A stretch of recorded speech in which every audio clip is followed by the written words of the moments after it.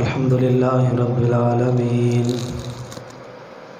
والصلاة والسلام على سيد الأنبياء والمرسلين وعلى آله الطيبين الطاهرين وأزواجه المطهرين وأصحابه المقربين وأولياء أمته وعلماء ملته أجمعين.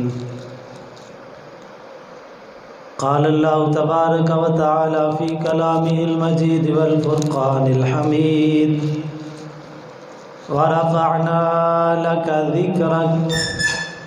صدق الله العلي العظيم وبلغنا رسوله النبي الكريم الرؤوف الأمين. قال الله تعالى: إن الله وملائكته يصلون على النبي يا أيها الذين آمنوا صلوا عليه وسلموا تسليما. الصلاة والسلام عليك يا رسول الله وعلى آلك وأصحابك يا حبيب الله. الصلاة والسلام عليك يا سيدي يا نبي الله وعلى آلك وأصحابك يا رحمة للعالمين. الصلاة والسلام عليك يا شفيع المذنبين وعلى آلك وأصحابك يا جد الحسن والحسين.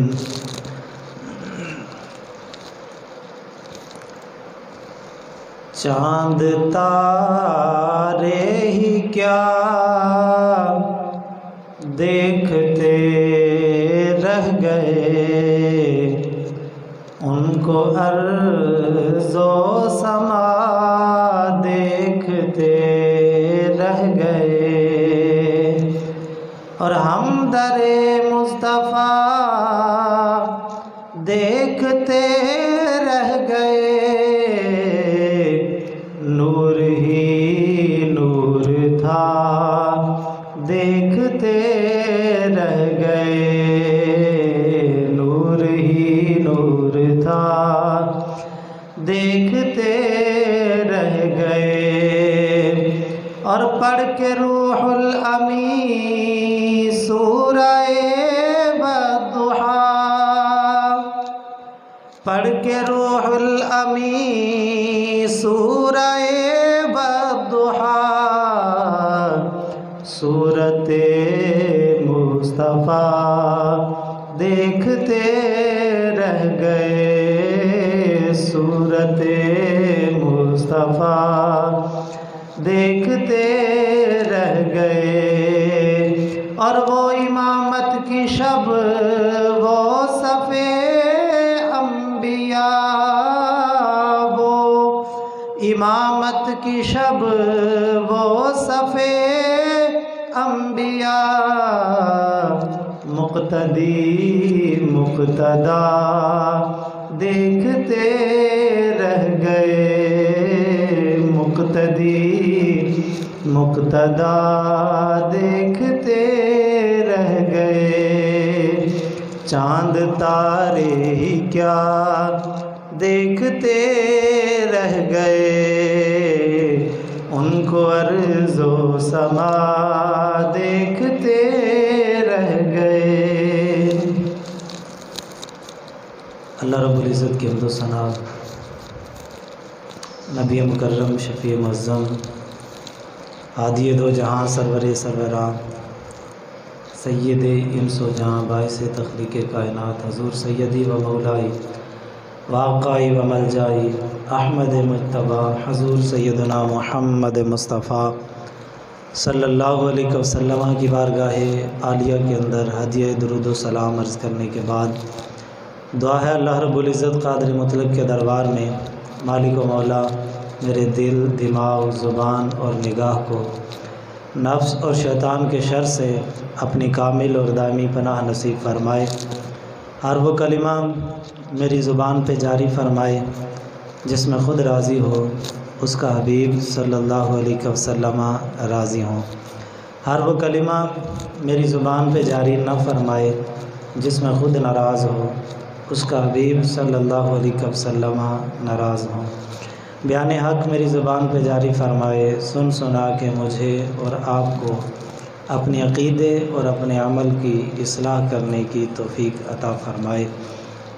عزیز دوستو، ماہ ربیع الاول شریف کی آمد ہے، اور اس مبارک مہینے کے آتے ہی اہل ایمان کے قلوب و اذہان میں ایک عجیب طرح سی کیفیت اور روحانیت طاری ہو جاتی ہے، اور جو عشاق ہیں وہ ہمہ وقت اپنے حبیب کریم علیہ الصلاۃ والتسلیم کے ذکر خیر کے اندر مشغول اور مصروف ہو جاتے ہیں۔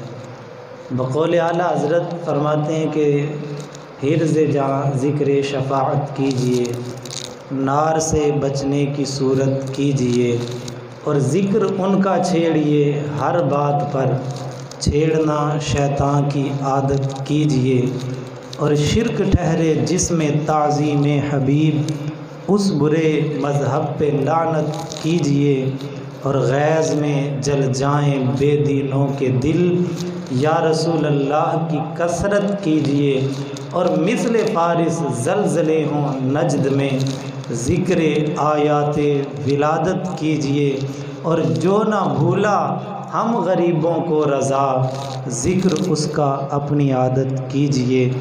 یہ اہل ایمان کا اور اہل محبت کا ترہ امتیاز ہے کہ اس مبارک مہینے میں کثرت کے ساتھ، وہ سیدی اعلیٰ حضرت نے فرمایا تھا نا، عرش پہ تازہ چھیڑ چھاڑ، فرش پہ طرفہ دھوم دھام، کان جدھر لگائیے تیری ہی داستان ہے، کہ ہر طرف کریم آقا صلی اللہ علیہ وسلم کے ذکر پاک کے نغمے ہوتے ہیں، ہر سمت ان کے ذکر اور شان کا چرچا ہے، زمین و زمان اور مکین و مکان پر، فرش و عرش پر انہی کا شہرہ ہے، ہر طرف ذکر مصطفیٰ کی گونج ہے، ایک نعرہ ہے، ایک نغمہ ہے، ایک ترانہ ہے، اور اس کا کوئی سبب ہے۔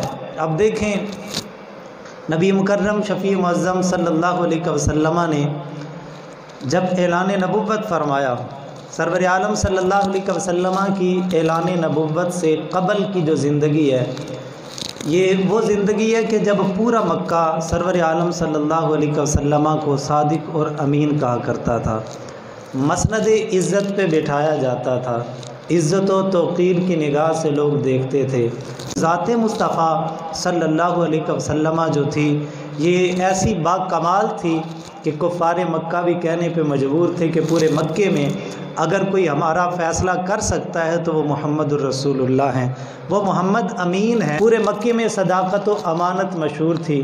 اچانک ایک انقلاب آیا اور غار حرا کی خلوتوں میں اللہ رب العزت کا پیغام لے کے آنے والا آیا، اور حکم خداوندی ہوا، اقرأ بسم ربک الذی خلق، خلق الانسان من علق۔ سرور عالم صلی اللہ علیہ وسلم کو اعلان نبوت کا حکم ہوا۔ کریم آقا صلی اللہ علیہ وسلم کوہ ابو قبیس پہ چڑھ جاتے ہیں اور آواز دیتے ہیں، اے بنو فہر، اے بنو عدی، اے قریش، سارے اکٹھے ہو جاؤ۔ سب قبیلے والے اور مکے والے اکٹھے ہوتے ہیں، اور نبی مکرم شفیع معظم صلی اللہ علیہ وسلم ایک مخصوص انداز میں ان کو دین حق کی تبلیغ کرتے ہیں۔ ایک بڑے ہی پر اثر طریقے سے پہلے اپنی صداقت کا اقرار کرواتے ہیں، اور پھر ان کو کہتے ہیں کہ جب تم نے مجھے صادق و امین مانا ہے، اب مان لو کہ یہ جتنے معبودان باطلہ کی تم عبادت کرتے ہو، یہ سب باطل ہیں، ایک خدا سچا ہے، وہی عبادت کے لائق ہے۔ لیکن اچانک ایک شور اٹھا، ایک غوغا اٹھا، اور سب سے پہلے جو آواز بلند ہوئی وہ ابو لہب کی تھی۔ ابو لہب نے انکار کیا، پورا مجمع انکاری ہوا، اور اب وہی لوگ جو کہتے تھے محمد صلی اللہ علیہ وسلم صادق ہیں، امین ہیں، پہ بٹھایا کرتے تھے، لیکن اب وہی لوگ مجنون بھی کہنے لگے، اب وہی لوگ شاعر بھی کہنے لگے، اب وہی لوگ کاہن اور جادوگر بھی کہنے لگے، طرح طرح سے کریم آقا صلی اللہ علیہ وسلم کی ذات والا صفات کو اذیتیں دی گئیں۔ یہ ایک بڑا دردناک یہ منظر ہے جو مکی دور ہے نبی پاک صلی اللہ علیہ وسلم کا ابتدائی، کہ یہ وہ دور تھا۔ اب دیکھیں ایک عام بندہ اس کی عزت میں کمی آئے تو دل برداشتہ وہ بھی ہو جاتا ہے، لیکن ایک سردار بھی ہو، منصب بھی اونچا ہو، خاندان بھی اونچا ہو، اور ہر طرح سے عزت و منصب سے لوگ دیکھتے ہوں، اونچی مسند پہ بٹھاتے ہوں، صادق و امین بھی کہتے ہوں، لیکن اس بندے کے خلاف جب اس طرح کی باتیں آتی ہیں پھر بڑے بڑے لوگ دل برداشتہ ہو جاتے ہیں اور کہتے ہیں کہ جو میں تو ان کی اصلاح چاہتا ہوں، مانتے ہیں مانے، نہیں مانتے تو نہ مانے، میں کیوں اپنی عزت میں کمی لا رہا ہوں۔ اللہ اکبر کبیرہ۔ ایک بزرگ کے پاس ایک مولوی صاحب گئے، کہنے لگے حضرت مجھے کہ مسجد میں رکھوا دیں۔ انہوں نے کہا ٹھیک ہے۔ ابھی چند دن گزرے کہ گاؤں والے لوگ آئے کہ ہمیں امام صاحب کی ضرورت ہے۔ انہوں نے کہا ٹھیک ہے ان کو لے جاؤ۔ وہ امام صاحب گئے اور چند دنوں کے بعد ہی واپس آ گئے اور آ کہنے لگے حضرت ان لوگوں کو تو جو ہے وہ قدر ہی نہیں ہے کہ مولویوں کے ساتھ سلوک کیسے کرنا ہے، وہ تو صحیح طریقے سے رویہ نہیں رکھتے۔ وہ بزرگ مسکرا پڑے اور کہنے لگے مولوی صاحب انہوں نے آپ کو پتھر مارے ہیں؟ کہنے لگے نہیں پتھر تو نہیں مارے۔ انہوں نے آپ کو مجنوں کہا ہے؟ نہیں مجنوں بھی نہیں کہا۔ انہوں نے آپ کے رستے میں کانٹے بچھائے ہیں؟ نہیں کانٹے بھی نہیں بچھائے۔ انہوں نے آپ کے رستے میں گڑھے کھودے ہیں؟ کہا یہ بھی نہیں کیا۔ کہا کہ آپ کی پشت پہ اجڑی ڈالی ہے؟ کہا یہ بھی نہیں ہوا۔ کہا پھر جاؤ جا کے اینٹیں ڈھو مزدوری کرو۔ یہ رستہ وہ رستہ ہے کہ جس رستے پہ محمد الرسول اللہ کو بھی تکلیفیں برداشت کرنی پڑتی ہیں۔ تم اس رستے کے مسافر اگر بننا چاہتے ہو تو پھر تیار رہو ان چیزوں کے لیے۔ یہ چھوٹی چھوٹی باتیں انسان کو دل برداشتہ نہ کر دیں۔ تو نبی پاک صلی اللہ علیہ وسلم، اللہ اکبر کبیرہ، حضور نے اعلان نبوت کیا۔ ابتدائی طور پہ جن لوگوں نے اسلام قبول کیا آپ جانتے ہیں وہ غلام تھے، وہ حضرت زید جیسے تھے، وہ حضرت بلال جیسے تھے، وہ حضرت مصعب جیسے تھے، وہ بی بی سمیہ رضی اللہ تعالیٰ عنہا جیسی لونڈیاں اور کنیزیں تھیں۔ یہ وہ لوگ تھے جو ابتدائی دور کے اندر جنہوں نے اسلام قبول کیا، اور جو بڑے بڑے سردار تھے وہ تو مخالفت پہ ڈٹے ہوئے تھے، لیکن نبی پاک صلی اللہ علیہ وسلم ان کا جور و جبر، ان کا ظلم و ستم ہر طرح سے برداشت کرتے، اور کریم آقا صلی اللہ علیہ وسلم حق و صداقت کا ڈنکا بجاتے رہے، گھر گھر میں جا کے ہر مرد و زن کو یہ پیغام سناتے رہے۔ مکے کی گلی گلی کے اندر، کوچے کوچے کے اندر، ہر گھر کا دروازہ کھٹکھٹا کے ہر چھوٹے اور بڑے، ہر امیر اور غریب تک مصطفیٰ جان رحمت نے یہ پیغام پہنچایا، خلوتوں میں بھی پہنچایا، جلوتوں میں بھی پہنچایا۔ میرے حبیب نے اکیلے اکیلے بھی پیغام دیا، میرے حبیب نے مکے کے میلوں کے اندر جا کے بھی خدا کی توحید کا اعلان کیا۔ جگہ جگہ پہ مکے کے ہر کوچے، ہر علاقے، ہر قریے کے اندر ایک ہی داستان تھی، اور لوگ ایک ہی شور کر رہے تھے، محمد بن عبداللہ کو پتہ نہیں کیا ہو گیا ہے، یہ تو پاگل ہو گئے معاذ اللہ تعالیٰ، ان کو تو جنون آ گیا ہے، ان پہ تو کوئی جن آ گیا ہے، یہ تو شاعر ہیں، یہ تو بادشاہت چاہتے ہیں۔ کوئی کہتا کہ یہ کسی علاقے کی بادشاہت چاہتے ہیں، کوئی کہتا یہ مال و دولت کا چاہنے والا ہے، کوئی کسی طریقے سے حضور کے دل کو تکلیف پہنچاتا، لیکن مصطفیٰ کریم علیہ الصلوۃ والتسلیم ہر طرح کی تکلیفیں برداشت کرتے ہوئے، اب حضور کی ذات والا صفات کو جو تکلیفیں دی گئیں وہ الگ داستانیں ہیں، لیکن حضور کے غلاموں پہ جو جبر و ستم کے پہاڑ توڑے گئے، گرم سلے سینوں پہ رکھ کے تپتے ہوئے کوئلوں پہ لٹا دیا جاتا۔ سرور عالم صلی اللہ علیہ وسلم کے غلاموں پہ کون سا ظلم و ستم نہیں ہوا۔ اعلان توحید کے بعد کریم آقا صلی اللہ علیہ وسلم کی ذات والا صفات پہ، حضور کے چاہنے والوں پہ ہر طریقے سے انہوں نے ستم آزمائی کی کہ شاید یہ ہٹ جائیں، شاید یہ چھوڑ دیں، شاید یہ اس رستے کے جو ہے وہ اس رستے کو چھوڑ کے واپس ہمارے باطل مذہب کی طرف پلٹ آئیں، لیکن مصطفیٰ جان رحمت صلی اللہ علیہ وسلم کا ایک ہی اعلان تھا۔ جب جناب ابو طالب نے آ کے کہا تھا بھتیجے میں بوڑھا ہو چکا ہوں، مہربانی کرو ان کی بات کو مان لو، کسی طریقے سے ان کے ساتھ کوئی صلح والا معاملہ کر لو، تو مصطفیٰ جان رحمت کی آنکھوں میں آنسو آ گئے۔ حضور اپنا پرنا مبارک جھاڑ کے اٹھے اور اٹھتے ہوئے فرمانے لگے چچا اگر تو نے میرا ساتھ دینا ہے دے، نہیں دینا نہ دے، خدا کی عزت و جلالت کی قسم اگر یہ لوگ میرے ایک ہاتھ پہ سورج رکھ دیں، دوسرے پہ چاند رکھ دیں، محمد بن عبداللہ صلی اللہ علیہ وسلم کسی ظلم و ستم سے تنگ آ کے، کسی لالچ کو دیکھ کے، کسی دنیاوی معاملے کو دیکھ کے میں اپنے رب کے اس پیغام کو پہنچانے سے دریغ نہیں کروں گا اور اس سے پیچھے نہیں ہٹوں گا۔ سب بوجھ سرور عالم صلی اللہ علیہ وسلم نے اٹھائے اور پھر مکے کی حدوں تک ہی نہیں رہے، طائف کی بستی میں بھی گئے۔ میرے حبیب کریم علیہ السلام ارد گرد کے قریوں، بستیوں، قبیلوں اور علاقوں کے اندر بھی گئے اور سارے علاقوں کے اندر خدا کا یہ پیغام پہنچایا، لیکن سب ہی دشمن ہو گئے، سب اعلان حق کے خلاف اٹھ کے کھڑے ہو گئے اور انہوں نے کہا کہ اب ہم ایسے کر دیں گے اب، اور پھر قتل کی سازشیں ہوئیں، پھر نبی پاک صلی اللہ علیہ وسلم کا نام و نشان مٹانے کی کوششیں ہوئیں۔ جب حضور کے صاحبزادے کا انتقال ہوا، انہوں نے کہا کہ اب تو محمد صلی اللہ علیہ وسلم کی نسل بھی مٹ گئی، ان کا نام مٹ گیا، اب ان کا ذکر بھی ختم ہو جائے گا۔ لیکن وہ کیا جانتے تھے کہ فانوس بن کے جس کی حفاظت ہوا کرے، وہ شمع کیا بجھے جسے روشن خدا کرے۔ اور پھر کریم آقا صلی اللہ علیہ وسلم پہ جو ظلم و ستم ہوئے، اس کے بعد یکے بعد دیگرے سیدہ خدیجۃ الکبریٰ رضی اللہ تعالیٰ عنہا کا انتقال ہوا، پھر جناب ابو طالب کا انتقال ہوا، اور ان انتقالات کی وجہ سے سرور عالم صلی اللہ علیہ وسلم کافی صدمے کے اندر آ گئے۔ اور شارحین، مفسرین اور محدثین نے لکھا ہے کہ نبی پاک صلی اللہ علیہ وسلم کے صدمے کی دو وجوہات اور بھی تھیں۔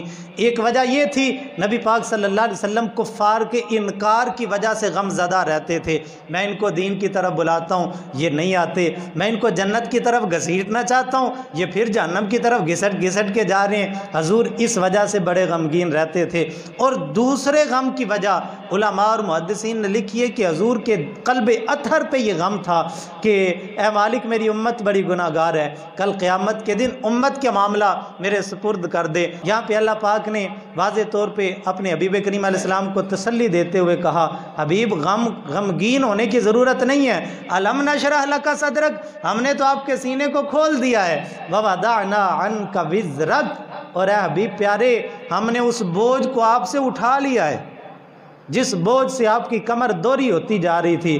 یعنی یہ لوگ جو آپ کو گنانا چاہتے تھے، لیکن پریشان ہونے کی ضرورت نہیں، حبیب میں تجھے اٹھانا چاہتا ہوں۔ یہ لوگ آپ کو دبانا چاہتے ہیں، میں خدا آپ کو بلند فرمانا چاہتا ہوں۔ یہ لوگ آپ کو گھٹانا چاہتے ہیں، میں آپ کو بڑھانا چاہتا ہوں۔ یہ مٹانا چاہتے ہیں، میں جلانا چاہتا ہوں۔ یہ پست کرنا چاہتے ہیں، میں بلند کرنا چاہتا ہوں۔ اور یہ تجھے غلام بنانا چاہتے ہیں، میں تجھے کل نبیوں کا امام بنانا چاہتا ہوں۔ اے حبیب پیارے پریشان ہونے کی ضرورت نہیں، فرش والے تیری شوکت کا علو کیا جانے، خسروا عرش پہ اڑتا ہے پھریرا تیرا۔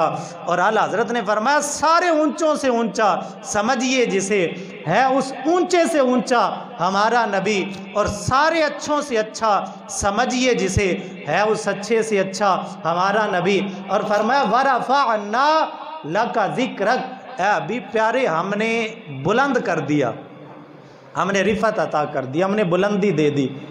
اور یہاں علماء لکھتے ہیں کہ رفعنا، اللہ پاک نے ماضی کا صیغہ استعمال کیا کہ ورفعنا، اے حبیب یہ تو آج ابو لہب آپ کا ذکر گھٹانا چاہتا ہے، یہ تو آج ابو جہل چاہتا ہے کہ محمد رسول اللہ صلی اللہ علیہ وسلم کا نشان ہم ختم کر دیں معاذ اللہ تعالی، یہ تو آج عتبہ و شیبہ اور یہ مکے کے کفار یہ آپ کو سیم و زر کا لالچ دے کے، یہ آپ کو طرح طرح سے جب وہ ظلم و ستم کے پہاڑ توڑ کے یہ چاہتے ہیں کہ محمد کا ذکر ختم ہو جائے، لیکن ابھی پریشان ہونے کی ضرورت نہیں، ان کی سازشیں آج شروع ہوئی ہیں، تیرے رب نے تیرا ذکر ازل سے ہی بلند کر دیا ہے۔ وَرَفَعْنَا لَكَ، ہم نے بلند کر دیا آپ کے لیے آپ کا ذکر۔ اور فرمایا بھی پیارے پریشان ہونے کی ضرورت نہیں، یہ سیم و زر والے، یہ مال و دولت والے، یہ حکومت و سلطنت والے، یہ جاہ و جلال والے، یہ سب مٹ جائیں گے، لیکن حبیب تیرا نام میں ہمیشہ کے لیے بلند کر دوں گا۔ یہ جو دولت والے ہیں یہ آپ کے غلام بنیں گے، یہ سر کاٹنے والے یہ جانیں قربان کریں گے، یہ خون کے پیاسے یہ آپ کے جان نثار ہوں گے، یہ جو آج خالد بن ولید آپ کے مقابلے میں آئے ہوئے ہیں یہ کل کو اسلام کا پرچم لے کے کفار کے مقابلے میں لڑ رہے ہوں گے، یہ جو آج عمر بن خطاب ننگی تلوار لے کے آپ کا سر کاٹنے کے لیے آئے ہیں، 22 لاکھ مربع میل کی اسلامی اسلامی سلطنت پہ حکومت انہی کی ہوگی۔ اے حبیب یہ جو آج سراقہ بن مالک درہم اور دینار کے لالچ میں آپ کو قیدی بنانے آیا ہے، حبیب پریشان ہونے کی ضرورت نہیں ہے، یہ آپ کی زلف کا قیدی بننے کے لیے آیا ہے۔ کیوں؟ وجہ یہ ہے وَرَفَعْنَا لَكَ ذِكْرَكَ، اے حبیب ہم نے آپ کا ذکر بلند کر دی ہے۔ رب سے تو کوئی جنگ نہیں کر سکتا، رب کا مقابلہ تو کوئی نہیں کر سکتا، جس کو رب بلند کرے۔ اعلیٰ حضرت نے فرمایا تھا یہ گھٹائیں اسے منظور بڑھانا تیرا۔ تو جناب جبرائیل علیہ السلام نے عرض کی حضور آپ جانتے ہیں اللہ نے آپ کا ذکر بلند کیسے کیا ہے؟ تو کریم آقا صلی اللہ علیہ وسلم نے فرمایا جبرائیل بتاؤ کیسے بلند کیا ہے؟ تو حضرت جبرائیل علیہ السلام عرض گزار ہوئے یا رسول اللہ صلی اللہ علیہ وسلم، اللہ پاک فرماتا ہے اذا ذکرت ذکرت معی، اے حبیب پیارے جہاں میرا ذکر ہوگا وہاں آپ کا ذکر ہوگا۔ اور اب یہاں پہ میں قرآن مجید برہان رشید کی ایک آیت کو ساتھ ضرور جوڑنا چاہوں گا۔ اللہ پاک فرماتا ہے اذا ذکرت ذکرت معی، اے حبیب پیارے جہاں میرا ذکر ہوگا وہیں آپ کا ذکر ہوگا۔ اور اللہ کا ذکر کہاں کہاں ہے، کہاں کہاں ہے؟ اللہ پاک قرآن مجید برہان رشید کے اندر ارشاد فرماتا ہے یسبح للہ ما فی السماوات وما فی الارض، جو کچھ زمین و آسمان میں ہے ہر شے اللہ کی تسبیح کرتی ہے، ہر شے اللہ کی تسبیح کرتی ہے۔ وہ پتھر ہوں، وہ درخت ہوں، وہ جناب والا پہاڑ ہوں، وہ شجر و حجر نباتات جمادات، وہ زمین پہ رینگنے والے کیڑے ہوں، وہ سمندر میں تیرنے والی مچھلیاں ہوں، وہ جنگلوں کے اندر بسنے والے وحشی جانور ہوں، وہ بستیوں کے اندر بسنے والے علاقائی جانور ہوں، وہ جناب والا حضرت انسان ہوں، وہ اگرچہ جن و انس ہوں، کل کائنات کی ہر مخلوق، وہ چاہے جاندار ہو وہ چاہے بے جان ہو، اللہ پاک نے فرمایا یسبح للہ ما فی السماوات وما فی الارض، جو کچھ زمین و آسمان میں ہے ہر چیز اللہ کا ذکر کرتی ہے۔ اور اب اس کے ساتھ اس حدیث پاک کو جوڑیں، اللہ پاک فرماتا ہے اذا ذکرت ذکرت معی، جہاں میرا ذکر ہوگا وہاں میرے حبیب کا ذکر ہوگا۔ یعنی گویا کہ اللہ پاک بتانا یہ چاہتا ہے کہ حبیب پیارے آپ کو پریشان ہونے کی ضرورت نہیں ہے، یہ جو آپ کا ذکر مٹانا چاہتے ہیں ہم آپ کے ذکر کو بلند کرنا چاہتے ہیں۔ اور حبیب پریشان ہونے کی ضرورت نہیں ہے، زمین و آسمان کی ہر چیز ذکر خدا کرتی ہے، اور جب ذکر خدا کرتی ہے تب ہی ذکر مصطفیٰ بھی کرتی ہے۔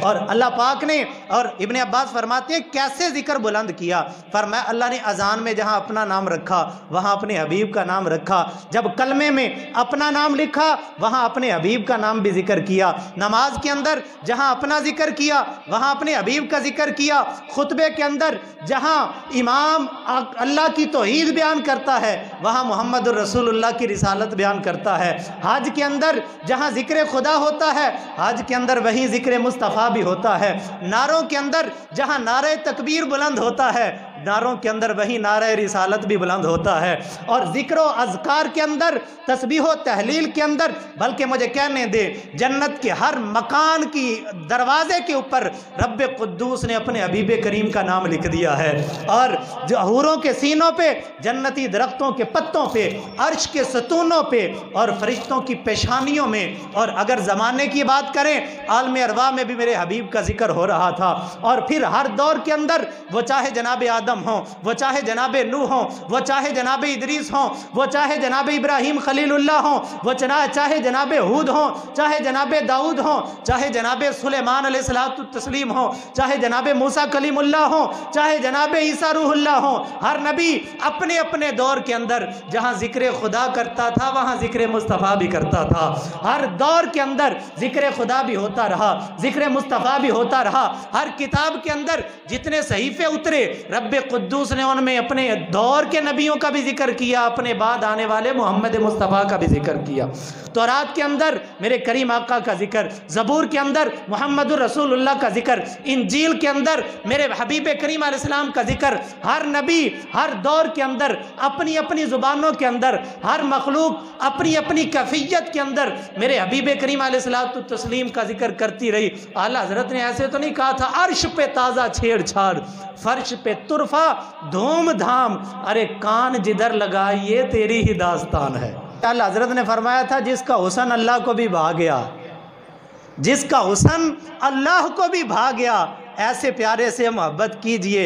اعلیٰ حضرت فرماتے ہیں محمد رسول اللہ صلی اللہ علیہ وسلم کی ذات والا صفات تو وہ ذات ہے، کیونکہ پنجابی کے شاعر نے کہا تھا نا، جو کسی دا عاشق ہوئے وہ گل اسے دی کردہ، سو مکر بہانے پا کے او دے ہی مرنے مردہ۔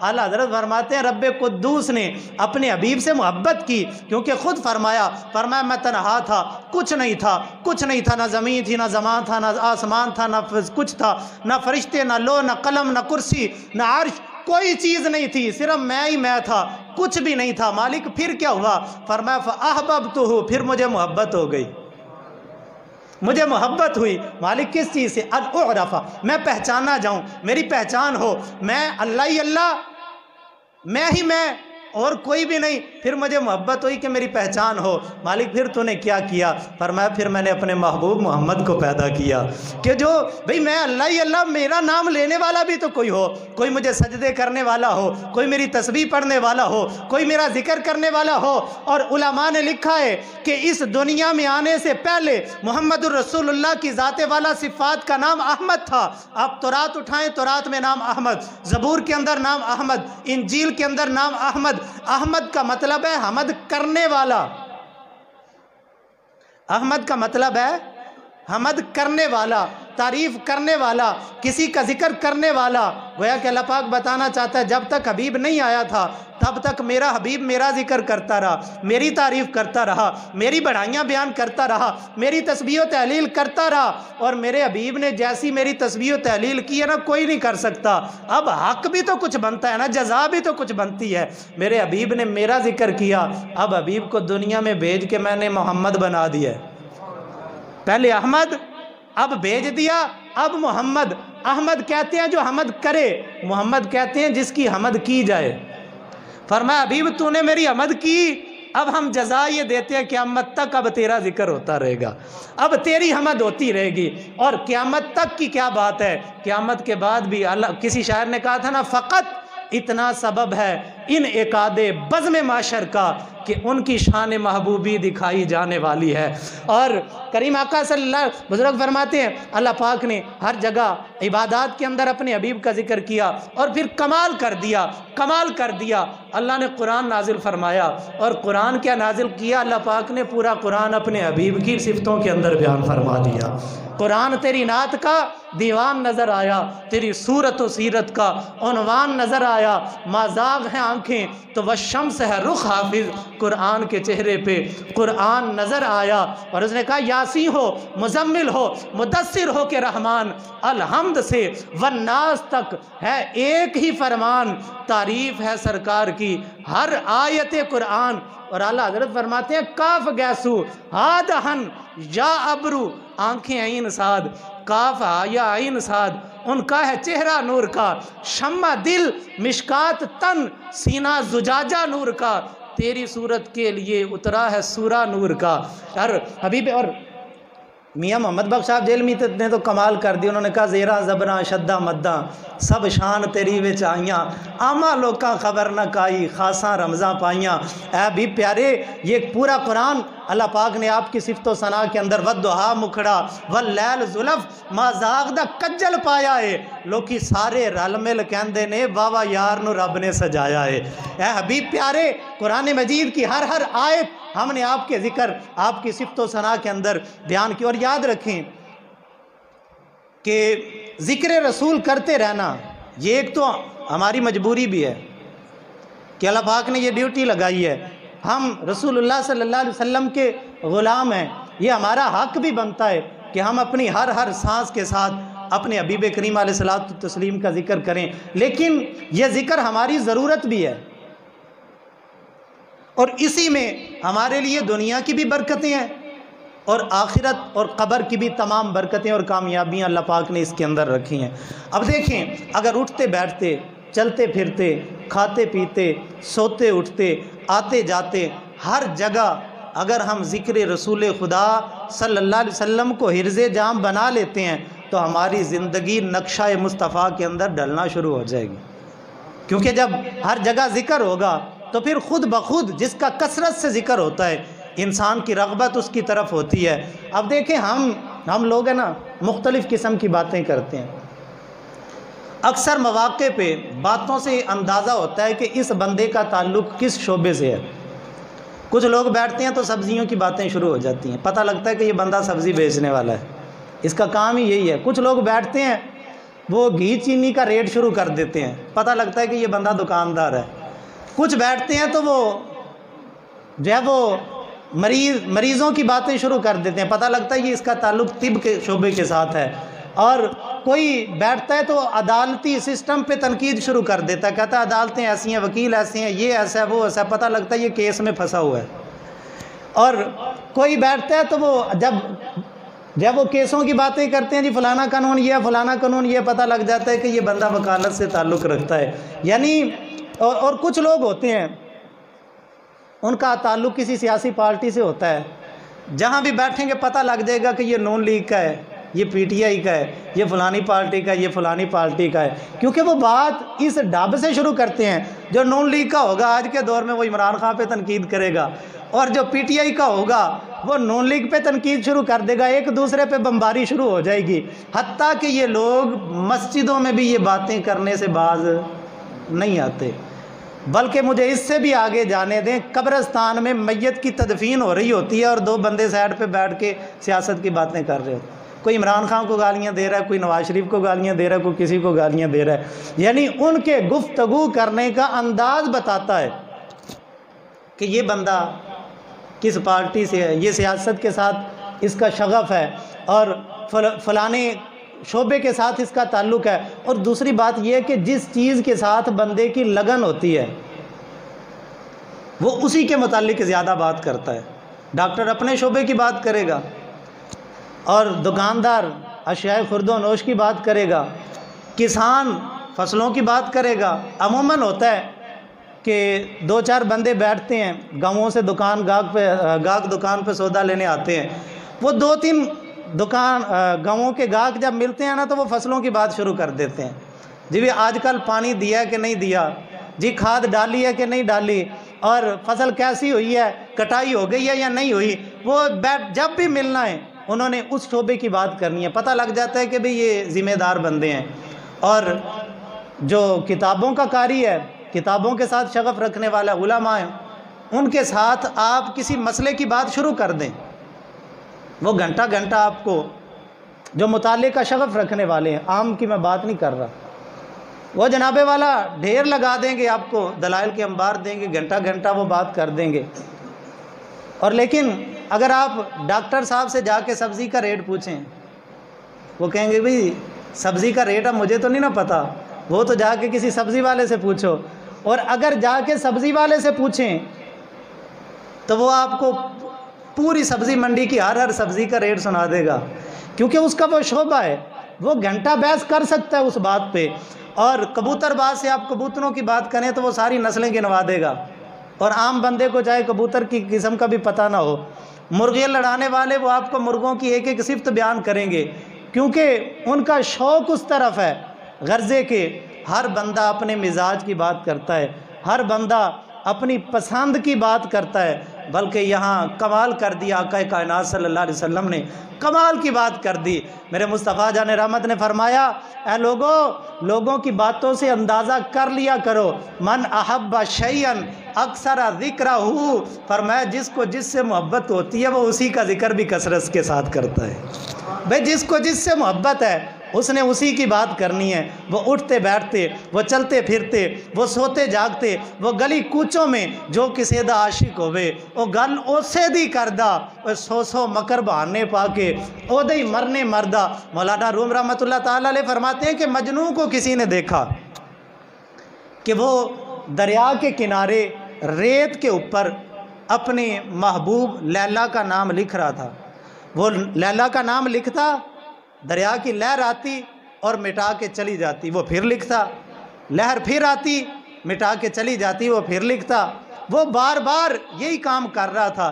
کوئی بندہ اس کے پاس گیا، اس نے کہا تو پاگل تو ہے ہی، لیکن یہ کیا کام کر رہا ہے؟ اگر اپنے محبوب کا نام لکھنا ہے کسی پتھر پہ لکھ جہاں باقی بھی رہے، کسی درخت پہ لکھ، جہاں موجود بھی رہے، کسی ایسی جگہ پہ لکھ جہاں پہ یہ تو پاگلوں والی حرکت کر رہا ہے، لکھتا ہے پانی آتا ہے مٹا جاتا ہے تو پھر لکھتا ہے، صبح سے میں تجھے دیکھ رہا ہوں تو یہی کام کر رہا ہے۔ تو اس نے کہا گفت مشق نام لیلا می کنم خاطر خود رات تسلی می دہم۔ وہ کہنے لگا مجھ سے سوال نہ پوچھو، میں اپنے معشوق کا نام لکھتا ہوں۔ بھئی کیوں لکھتا ہو، کیوں لکھتے ہو؟ وہ کہتا ہے میں ہر بار اپنے محبوب کا نام لکھتا ہوں، ہر بار مجھے زیادہ لذت آتی ہے۔ میں اپنے دل کی تسلی کے لیے اپنے محبوب کا نام بار بار لکھتا ہوں۔ میرے بھائی اگر مجنوں کو لیلا سے محبت ہو جائے، وہ بہانے سے ریت پہ بھی اپنے محبوب کا نام لکھتا ہے، تو جس امتی کو اپنے آقا سے محبت ہو جائے وہ پھر بہانے سے اپنے آقا کا ذکر کرتا ہے۔ جو کسی دا عاشق ہوئے وہ گل اسے دی کردہ، سو مکر بہانے پا کے او دے مرنے مردہ۔ کیوں؟ کیونکہ بات یہ ہے میرے بھائی کہ اگر لیلا کا نام مجنوں کے دل کو تسلی دے سکتا ہے تو محمد ابن عبداللہ کا نام امتی کے دل کو تسلی نہیں دے سکتا۔ پھر حضور کا ذکر، بھئی میں پچھلے سال بھی میں نے یہ بات کی تھی، اب بارے دیگر میں یہ بات کرتا ہوں۔ لوگ کہتے ہیں جی یہ آپ محفل میلاد مناتے ہیں، اس کی دلیل دیں۔ لوگ کہتے ہیں آپ شب معراج کا جلسہ کرتے ہیں، اس کی دلیل دیں۔ یہ آپ پورا سال ہی محفل میلاد کرتے ہیں، اس کی دلیل دیں۔ میں کہتا ہوں ہم بغیر دلیل کے حضور کا ذکر کرتے ہیں، ہم بغیر دلیل کے اپنے آقا کا ذکر کریں گے۔ کیوں؟ وجہ کیا؟ وجہ یہی ہے کہ گفت مشق نام لیلا می کنم خاطر خود رات تسلی می دہم۔ میرے بھائی لیلا کا نام مجنوں کے دل کو سکون دیتا ہے، ہمارے آقا مولا کا ذکر ہمارے دل کو ٹھنڈ پہنچاتا ہے۔ ہم تو اپنے دل کی تسلی کے لیے، اور ہمیں اس کے لیے کسی دلیل کی ضرورت نہیں ہے، اور پھر ہم ربیع الاول کے مہینے کے بھی محتاج نہیں ہیں۔ میں نے عرض کی نا کہ ہماری ضرورت ہے ہم ہر سانس کے ساتھ حضور کا ذکر کریں، اور اسی میں ہماری دنیا، قبر اور کل میدان معاشر کی فلاح و کامیابی ہے۔ کیونکہ جس کے دل میں، اب دیکھیں نا مجنوں وہ ریت پہ بار بار نام لکھتا ہے، تو جس کے دل میں حضور کی محبت ڈیرے ڈال دے، پھر وہ بہانے پھر وہ ربیع الاول کے مہینے کا پابند ہے، پھر وہ کسی خاص دن کا پابند ہے جی میں نے اسی دن حضور کا ذکر کرنا ہے، اور نہ میرے بھائی پھر وہ ہر سانس کے ساتھ، ہر سانس کے ساتھ اپنے محبوب کا ذکر کرے گا۔ وہ بابا فرید کوٹ مٹھن والی سرکار نے کہا تھا نا، میں اپنی حیاتی تو قربان تھی ماں جیڑی محمد پکیندے گزر گئی۔ وہ کہتے ہیں میں تو اپنی زندگی پہ قربان جاؤں کہ میری زندگی وہ زندگی ہے جو ہر سانس پہ میں نے اپنے محبوب کا نام ہی پکارا ہے، جو محمد پکیندے گزر گئی۔ اور جب حضور کی محبت دل میں ڈیرا ڈالتی ہے، پھر بہانے کے ساتھ، پھر سو مکر بہانوں کے ساتھ، وہ کسی نے کہا تھا نا مطرب سے کہو کہ چھیڑے ذرا اس جان تمنا کا قصہ، فرقت کے بھیانک لمحوں میں کچھ دل کو سہارا مل جائے، کہ پھر بہانوں کے ساتھ ذکر ہوتا ہے۔ کبھی حضور کی مسکراہٹ کا ذکر ہوگا تو اعلیٰ حضرت کی طرح وہ کہیں گے کہ جس کی تسکین سے روتے ہوئے ہنس پڑے، اس تبسم کی عادت پہ لاکھوں سلام۔ جب حضور کے لبہائے اقدس کا ذکر ہوگا وہ کہیں گے پتلی پتلی گلے قدس کی پتیاں، ان لبوں کی نزاکت پہ لاکھوں سلام۔ جب حضور کی گفتار کا ذکر ہوگا وہ کہیں گے ککھ سواد نہ مشری اندر تے کھنڈاں بھی چکھ ڈٹھیاں، اینا ساریاں چیزاں نالوں گلاں سجن دیاں مٹھیاں۔ جب اب دیکھیں مولانا جامی نے ساری زندگی حضور کی صفت و ثنا کرتے ہوئے گزار دی، مولانا روم نے ساری زندگی حضور کی صفت و ثنا کرتے ہوئے گزار دی۔ انہی کی محبت کے اندر امام بوصیری تڑپتے رہے، ان کی محبت کے اندر اعلیٰ حضرت عظیم البرکت نے پورا دیوان لکھ ڈالا۔ اور پھر جب کسی نے کہا کہ کوئی ایک شعر وہ فلاں علاقے کے سردار کی شان میں بھی لکھ دو، وہ کہنے لگے کہ کروں مدح اہل دول رضا، پڑے اس بلا میں میری بلا، میں گدا ہوں اپنے کریم کا، میرا دین پارا انا نہیں۔ فرماتے ہیں یہ جو رب نے مجھے فن عطا کیا ہے شعر و شاعری کا، میں اس فن کی قیمت تھوڑی نہیں لگانا چاہتا۔ دنیا داروں کی صفت و ثنا کروں گا، یہ مال و زر دیں گے، یہ علاقہ دیں گے، یہ جائیداد دیں گے، یہ جو ہے وہ کھیت کھلیان دے دیں گے، لیکن خدا کی قسم میں نے سودا محمد رسول اللہ سے کر لیا ہے۔ میں حضور کے نام پہ بک گیا ہوں، اور میں نے نبی پاک صلی اللہ اللہ علیہ وسلم کے ساتھ یہ سودا کر لیا ہے، اب میں ساری زندگی ایک شعر بھی کسی دنیا دار کی شان میں نہیں کہوں گا، میرا قلم جب بھی اٹھے گا محمد مصطفیٰ کی شان کے اندر اٹھے گا۔ کروں مدح اہل دول رضا، پڑے اس بلا میں میری بلا، میں گدا ہوں اپنے کریم کا، میرا دین پارائے نہ نہیں، نہ روٹی کو کہتے فرماتے ہیں میں روٹیوں کے لیے اپنا دین بیچ دوں، میں روٹیوں کے لیے نہیں بیچوں گا، میں محمد رسول اللہ کے در کی غلامی کے لیے بیچوں گا۔ اور پھر اعلیٰ حضرت عظیم البر ساری زندگی حضور کی صفت و ثنا کے اندر گزار دی، بڑے بڑے حافظ شیرازی جیسے، حافظ سعدی جیسے بڑے بڑے صوفیاء، بڑے بڑے علماء، بڑے بڑے اتقیاء، کتابوں کے انبار لگا دیے حضور کی صفت و ثنا کرتے ہوئے، لیکن آخر فیصلہ یہی کیا، آخر انہوں نے یہی کہا کہ بلبل نے گل ان کو کہا، قمری نے سروے جاں فضا، حیرت نے جھنجھلا کر کہا یہ بھی نہیں وہ بھی نہیں، خورشید تھا کس زور پر کیا بڑھ کے چمکا تھا کمر، بے پردہ جب وہ رخ ہوا یہ بھی نہیں وہ بھی نہیں۔ اعلیٰ حضرت فرماتے ہیں سورج اپنی پوری آب و تاب سے چمک رہا تھا، چاند پورے جوبن پہ تھا، 14ویں کا چاند تھا، لیکن قربان جائیں جب حبیب کائنات صلی اللہ علیہ وسلم کے چہرہ اقدس سے جو حجابات تھے ان حجابات سے ایک حجاب اٹھا، سورج کی روشنی بھی ماند پڑ گئی، چاند کا حسن بھی ماند پڑ گیا، رب قدوس کے محبوب کا حسن سب سے بالا ہو گیا، کیونکہ سب سے اولا و اعلیٰ ہمارا نبی، سب سے بالا و اعلیٰ ہمارا نبی۔ اور پھر جب ہر ایک نے، میں نے کہا کتابوں کے انبار لگا دیے، لکھ لکھ کے کتابوں کے ڈھیر لگا دیے، اور پھر آخر فیصلہ کیا کیا، انہوں نے کہا کہ لا یمکن الثناء کما کان حق ہو، بعد از خدا بزرگ توئی، قصہ مختصر۔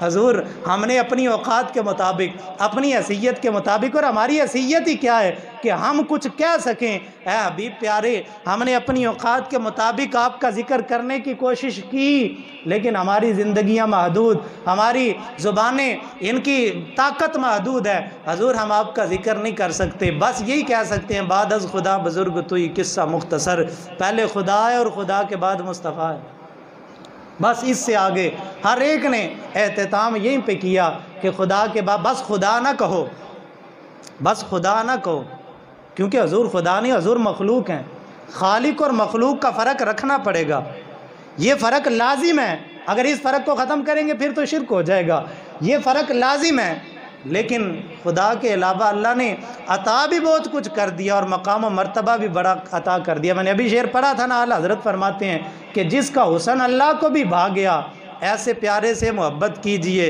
کہ جس سے خدا محبت کرتا ہے، بندہ خدا تو بھی اس سے محبت کر لے، دنیا میں بھی بیڑا پار ہو جائے گا، کل قیامت میں بھی بیڑا پار ہو جائے گا، کیونکہ اب دیکھیں جس سے محبت ہوتی ہے نا پھر وہاں پہ میری تیری نہیں ہوتی، جس سے محبت ہوتی ہے نا پھر وہاں پہ جناب والا سب کچھ محبوب کا، اور محبوب جو کچھ ہے وہ تیرا، جو کچھ میرا ہے وہ تیرا، اور یہ محبوبوں کے ساتھ نہ پردے ہوتے ہیں اور نہ محبوبوں کے ساتھ تیری میری ہوتی ہے، اللہ کو محبت اپنے حبیب سے۔ اور پھر میں عرض کر رہا تھا کہ حضور کا ذکر خود خداوند قدوس نے بلند کیا، اور ہماری یہ ضرورت ہے کہ ہم ذکر مصطفیٰ کریں، اور میں نے عرض کی تھی کہ جب ہم ذکر مصطفیٰ کریں گے کثرت کے ساتھ، حضرت عباس رضی اللہ تعالیٰ عنہ سے حدیث پاک مروی ہے، آپ فرماتے ہیں کہ میں اپنے گھر میں بیٹھا ہوا تھا اور بچے بھی تھے بیٹھے ہوئے، فارغ ٹائم تھا، تو میں نے کہا چلو کیوں نہ حضور کا ذکر ہی کر لیں، حضور کا ذکر ہی کریں، اپنے بچوں کو بٹھایا اور نبی پاک صلی اللہ علیہ وسلم کی صفت و ثنا شروع کر دی، اپنے بچوں کو بتا رہا ہوں کہ اے میرے بیٹو، یہ جو محمد صلی اللہ علیہ وسلم میرے بھتیجے ہیں نا، ان کی تو بڑی شان ہے، یہ آج کی شان نہیں ہے، جب یہ بچپن میں تھے نا پنگھوڑے کے اندر لیٹے ہوتے تھے اس وقت بھی چاند سے کھیلا کرتے تھے، ان کی تو یہ شان ہے، یہ پنگھوڑے میں بھی چاند سے کھیلا کرتے تھے، ان کے تو بچپن سے یہ نرالے انداز تھے، ان کا تو چھوٹے ہوتے ہی مقام و مرتبہ بڑا اعلیٰ تھا۔ اپنے سرور عالم صلی اللہ علیہ وسلم کا ذکر خیر ہو رہا ہے، حضرت عباس فرماتے ہیں مجھے کیا خبر تھی کہ حضور بھی کان لگا کے سن رہے ہیں، سرور عالم آئے، حضرت عباس کے دروازے پہ کھڑے ہوئے، اندر حضرت عباس حضور کا ذکر کر رہے ہیں، حضور باہر کھڑے ہو گئے اور تسلی سے سنتے رہے، اور جب حضرت عباس خاموش ہوئے تو نبی پاک صلی اللہ علیہ وسلم نے دروازے پہ دستک دی، جب دستک دی حضرت عباس اٹھ کے باہر گئے، اور اب دیکھیں نا یار کتنے مزے کا یہ ایک انداز ہے اور یہ ایک رنگ ہے اور ایک ماحول ہے کہ باپ خطیب ہے اور بیٹے سامعین ہیں، جلسہ نبی پاک صلی اللہ علیہ وسلم کے ذکر کا سجا ہوا ہے، اور گھر کے کمرے کے اندر ہی سجا ہوا ہے۔ وہ کتنی برکتیں اس گھر میں اترتی ہوں گی جہاں باپ اپنے بیٹوں کو حضور کا ذکر سناتا ہوگا۔ یار یہ ضرورت ہے ہماری۔ آج باپ جب بیٹھتا ہے نا اپنی اولاد کو کہتا جی میں تیرے واسطے انج کیتا، میں تیرے واسطے وہ کیتا، اساں تیرے واسطے یہ کیتا وہ کیتا۔ یار چھوڑو اپنی باتوں کو، جب تک اپنے آگے جھکاتے رہو گے اولاد تمہارے آگے نہیں جھکے گی۔ اولاد کو رسول اللہ کے آگے جھکا دو، اولاد تمہارے آگے بھی جھک جائے گی۔ ہم نے نہ خدا کے آگے جھکایا نہ مصطفیٰ کے آگے جھکایا۔ حضور کی محبت دل میں ڈالیں۔ اور میں یہاں یہ بات بھی ضروری سمجھوں گا، لوگ گلہ کرتے ہیں، کہتے ہیں جی آج کل مولوی بھی دین بیچتے ہیں۔ جی دیکھیں فلانے مولوی کا وقت لینے کے لیے فون کیا تو اس نے 30,000 مانگا۔ اور پھر یہ ایک الگ دکھڑا ہے کہ ہم کیوں ان لوگوں کو سنتے ہیں، بائیکاٹ کریں ان لوگوں کو۔ میرے استاد محترم تو فرمایا کرتے ہیں، وہ فرماتے ہیں کہ جو مولوی پیسے طے کر کے تقریر کرنے کے لیے آتا ہے اس کی تقریر سننا ہی حرام ہے۔ بھئی وہ کیا دین سنائے گا جو پہلے ہی بک کے آ گیا ہے۔ میں بارہا یہ واقعہ سنا چکا ہوں، ہمارے علاقے کے اندر ایک مولوی صاحب آئے اور مہینہ تھا غالباً ربیع الاول کا یا رجب کا۔ انہوں نے پیسے طے کیے، جی انہیں پیسے لواں گا تے آواں گا۔ پیسے طے ہو گئے، مولوی صاحب اس مہینے میں آئے، اور اب مولویوں کو ہر مہینے کے حساب سے تقریریں یاد ہوتی ہیں۔ اب مولوی صاحب آئے تو گاؤں والوں نے جب روٹی کھلائی نا تو انہوں نے روٹی کھلاتے ہوئے کہا کہ مولوی جی تقریر سانو کربلا دی سنانی دے۔ اب میلاد کے مہینے میں مولوی کو کربلا کا واقعہ کہاں یاد ہوتا ہے؟ تو اس نے کہا نہیں یہ مہینہ میلاد ہے یا رجب شریف کا، یہ وہ تقریر نہیں ہوندی۔ وہ کہنے لگا مولوی جی پیسے نہیں دیتے تانوں، جب پیسے دیتے ہیں پھر تقریر ساڈی مرضی دی۔ بھئی جب وہ بک گیا پھر وہ کیا دین سنائے گا؟ تو ان لوگوں کا بائیکاٹ کریں۔ بھئی اور پھر یہ مولوی جب آتے ہیں نا 30,000 طے کر کے آ کے تقریر میں قصے سناتے ہیں، کہتے ہیں جی شاہ عبد الرحیم شاہ ولی اللہ محدث دہلوی کے والد محترم کے بنے ہوئے چنے رسول اللہ نے قبول کیے ہیں۔ بھئی وہ تو غریبوں کے، اور پھر شعر پڑھتے ہیں نیم یادہ پرونا ہے میرا نبی، کوٹھیاں تے چڑھے ویکھ دے رہ گئے، اور حضرت ابو ایوب انصاری کا قصہ سناتے ہیں، اماں حلیمہ کا قصہ سناتے ہیں۔ یار ہاتھ جوڑ کے ان سے التجا ہے، اور خدا کے بندو واقع وہ سناتے اور کہتے ہو نیم یادہ پرونا ہے میرا نبی، اور کوئی غریب تمہیں تقریر پہ بلا نہیں سکتا۔ بھئی کون 30,000 مولوی کو دے اور تقریر پہ کے لیے بلائے؟ تو ان لوگوں نے تو محفلیں، نہ پیر نہ غریب بندہ پیر کو بلا سکتا ہے، نہ غریب بندہ مولوی کو بلا سکتا ہے۔ تبھی پھر کیا ضرورت ہے یہ شور شرابہ کرنے کی؟ آپ اکیلے ہی گھر میں بیٹھ جائیں نا، اولاد کو بٹھا لیں اور ان کے سامنے باپ ایک بیٹا تلاوت کرے، بیٹی رسول اللہ کی نعت پڑھے، اور باپ رسول اللہ کی صفت و ثنا کرے، حضور کی ولادت کا ذکر ہو جائے، حضور کی شان اور حضور کے مقام و مرتبے کا ذکر ہو جائے، تو یہی میلاد کیا پتہ اللہ قبول کرنے پہ آئے تو یہی گھر میں بیٹھ کے کیا جانے والا قبول ہو جائے۔ اور جو میں نے عرض کر دیا کہ جو 30,000 طے کر کے ہے وہ تو قبول ہے ہی نہیں، یہ تو پکی بات ہے کہ وہ قبول نہیں ہو سکتا جس نے طے کر کے آ کے تقریر کی ہے۔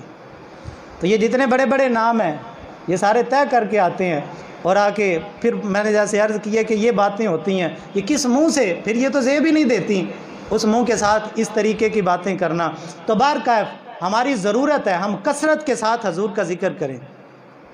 ایک بزرگ، اور پھر میں نے عرض کی نا جب حضور کا ذکر ہوگا حضور کی سنتوں کا رنگ چڑھے گا، ہم اس طرف مائل ہوں گے۔ ایک بزرگ فرمایا کرتے تھے، فرماتے تھے میں نے ساری زندگی حضور کی ہر سنت پہ عمل کیا ہے، صرف ایک سنت رہ گئی ہے۔ پوچھا حضور وہ کون سی رہ گئی ہے؟ تو فرمانے لگے کہ نبی پاک صلی اللہ علیہ وسلم کے نواسے حالت نماز میں حضور کی پشت انور پہ چڑھا کرتے تھے۔ مجھے اللہ نے بیٹی تو دی ہے لیکن ابھی تک نواسا نہیں ہوا، میرا دل کرتا ہے کہ میرا نواسا ہوتا اور میں نماز پڑھ رہا ہوتا تو وہ میرے پشت پہ آ کے چڑھ جاتا، حضور کی یہ سنت بھی ادا ہو جاتی۔ اور پھر آپ نے وصیت نامہ لکھوایا، اور وصیت نامے میں لکھا کہ اگر میرے مرنے کے بعد میرا نواسا ہو، میرے مرنے کے بعد میرا نواسا ہو، اس کو میری قبر پہ لا کے بٹھا دینا تھا کہ یہ سنت مرنے کے بعد ہی چلو ادا ہو جائے۔ یعنی دیکھیں نا جب ذکر کثرت کے ساتھ ہوتا ہے پھر اس طریقے سے بندہ اپنے محبوب کے رنگ میں ڈھلنے کی کوشش کرتا ہے۔ میں امام ذابی فرماتے ہیں کہ عمر بن لیث ایک بادشاہ تھے، ان کو مرنے کے بعد کسی نے خواب میں دیکھا، پوچھا سناؤ کیا بنا؟ وہ کہنے لگے کہ ایک دن نا میں کفار کے مقابلے میں جنگ کے لیے نکلا اور بڑا لشکر جرار تھا میرے ساتھ، میں نے صفیں ترتیب دیں، صفیں ترتیب دینے کے بعد میں اونچے ٹیلے پہ چڑھ گیا اور چڑھ کے میں ترتیب دیکھنے لگا کہ کوئی کمی بیشی تو نہیں کہیں رہ گئی۔ کہتے جب میں نے اپنے لشکر کو دیکھا نا تو اتنی کثرت دیکھ کے میرا سینہ چوڑا ہو گیا، میں خوش ہو گیا۔ اور کہتے ہیں خوش ہوتے ہی سب سے پہلے خیال بھلا کیا آیا، جو کسی دا عاشق ہوئے وہ گل اسے دی کردہ، 100 مکر بہانے پا کے اودے ہی مرنے مردہ۔ آج ہمارے پاس تو دنیا کا مال و دولت آ جائے نا تو ہم تو کہتے ہیں بس بھی بس میں ہی ہوں۔